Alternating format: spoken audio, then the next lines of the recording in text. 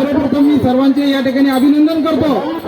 ही आपली पहिली आणि शेवटचीच वेळ ठराव अशी माझी प्रामाणिकपणे इच्छा आहे।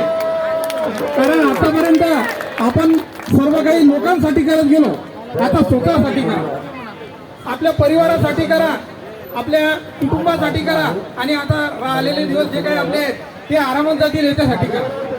कारण की आपण इतका संघर्ष केला आतापर्यंत की त्याची गणित सुद्धा या ठिकाणी मांडणं पूर्ण दिवस जाईल आणि आपण काय काय करतो काय नाही करत हे आपल्याला माहिती आहे।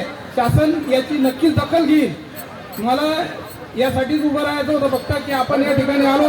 आज जसं आपण या ठिकाणी 10 वाजता हजर झालो तसंच आपण या ठिकाणी कुठला तरी चांगला कागद घेतल्याशिवाय उठणार नाही आणि घरी जाणार नाही ही शपथ घेऊन आपण या ठिकाणाहून जायचं आहे।